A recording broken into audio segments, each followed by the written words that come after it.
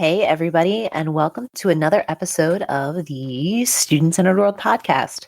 Today, I wanted to take a couple of minutes to chat about something that I am extremely passionate about. Not only was it a technique that I have totally mastered in the classroom, but it is one of the main focuses that I teach my Passion for Progress students about, and that is student choice. If you've been reading along with me, either on social media or my website, or have been listening to the podcast, you know that the concept of student choice comes up a lot. But unfortunately, there's still a lot of misconceptions about what student choice really means and how ridiculously easy it actually is to implement in the classroom. So today, I wanted to take a couple minutes to explain how. Welcome to the Student Centered World podcast, where we talk about all things hands-on teaching and keeping your energy and sanity in the classroom. This teacher turned consultant is making it her mission to help as many teachers as possible become the best version of themselves and keep their passion for teaching on fire. It's her hope that we never forget why we desire to have a passion for educational progress. This is Student Centered World, and this is Jen Bry Soccer. So the first thing in understanding what student choice is and how it'll work in your classroom is understanding what it isn't. There's a really awful negative connotation stereotype that is, the kids are deciding what they're learning and what they're not learning, and it gives them the opportunity to do nothing if they don't want to, and your classroom becomes a free-for-all, and all of that literally could not be further from the truth. The number one thing you need to understand when it comes to this concept of student choice in the classroom is that the teacher is still 150% in charge of everything. You know what the objectives are that the students are going to be meeting, what the outcomes are that you want them to achieve. And even though they think that they have control over what they're doing in the classroom, you are still orchestrating every single piece of it. I have an article on studentcenteredworld.com all about student choice that I'll link in the show notes so you can go back and take a look through that. But when you're giving your students choice, you're giving them opportunities to become more engaged, to find avenues of learning that excite them, that make them want to learn more. And I have seen it in action in a variety of different types of classrooms, not only throughout my own teaching career, but like I said, in feedback that I've gotten from people that have gone through and implemented what I teach in A Passion for Progress. So when you're giving students choice, you're creating assignments that will make sure that they have the exact same learning outcomes, but in doing that, they're able to complete them in a variety of different ways. So for instance, say you want them to be able to show you that they have mastered X concept. You might give them options where it is attractive to students that are kinesthetically inclined, that are visually inclined, that like to write, that are artistic, that are musically inclined. There are a lot of different options, and it's not hard to set this up. If you've been teaching for a while, you most likely have various assignments that cover the same topic. You can pick and choose from them. You can Google the topic and see what comes up. The internet is your best friend when it comes to finding active lesson plans. You can try out a site like Teachers Pay Teachers. Even if you don't want to find a lesson that you actually have to pay money for, you can still find a lot of activities that are listed on there for free, which could fall into what it is that you're looking for. And of course, at any time, you take any of these and tweak it for the group of students that you have in front of you. I've had years where I've used the same type of project over and over again, and then I have another group of kids come in and I realize it's not going to work for them. And there's no shame in that. Honestly, if you're not adapting your lesson plans for the group of students that you have in front of you right now, you're doing them a disservice.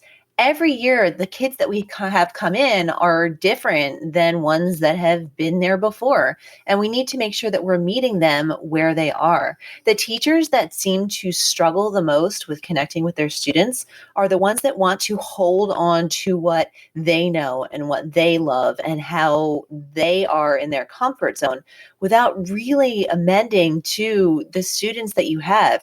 You might have some seriously high flyers one year, and then the next year you have the exact opposite. And trying to make sure that they're completing the exact same things is going to look differently. So when you're starting out with this concept of student choice, you have to keep your students in mind.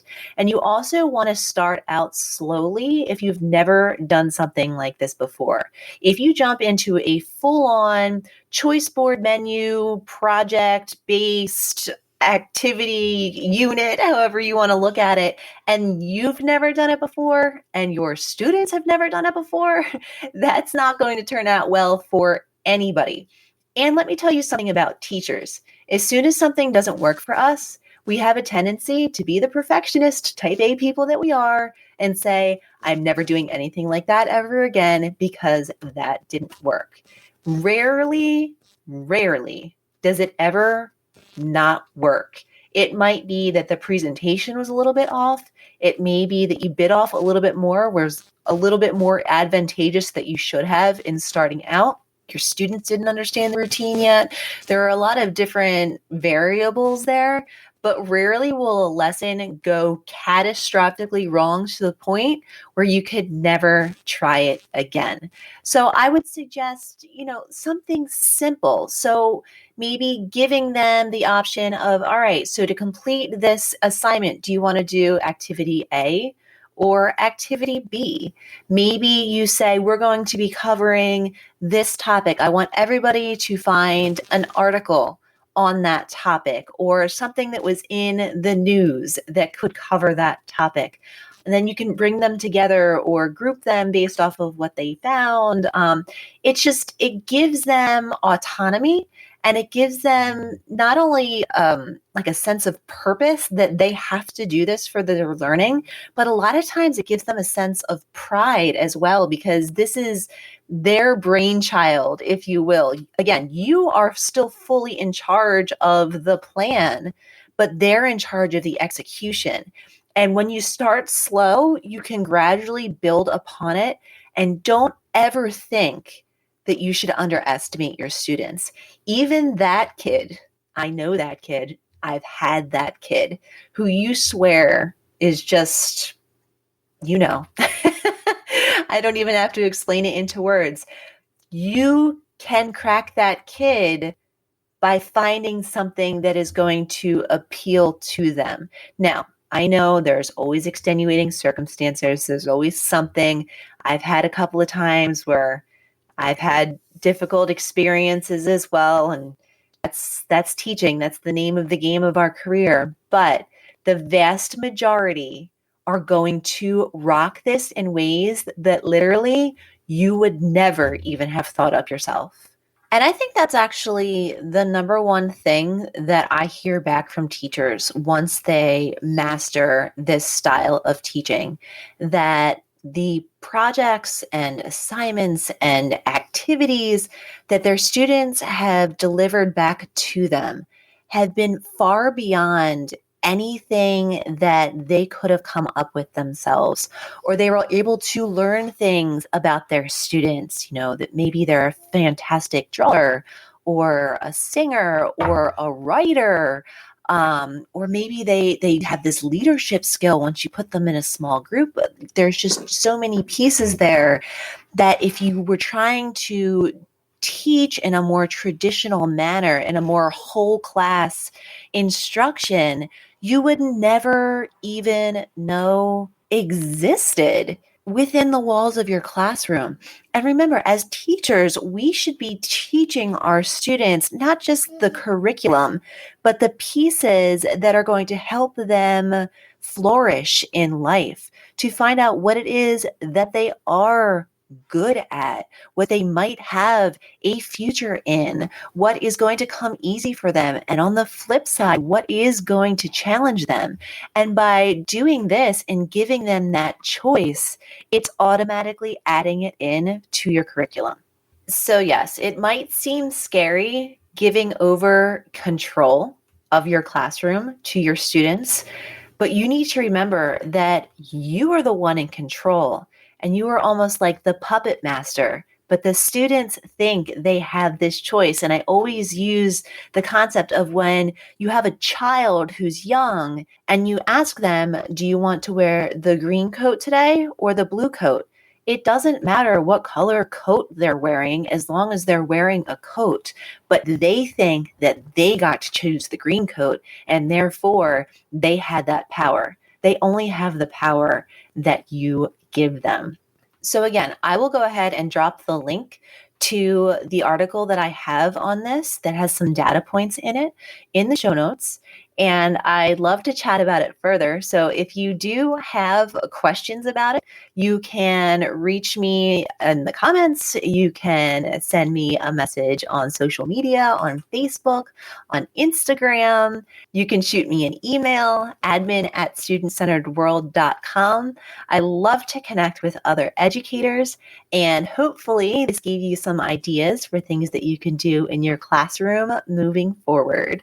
With that, thanks so much for listening to today's episode, and I will see you again next Saturday morning at 9 a.m. Eastern Standard Time.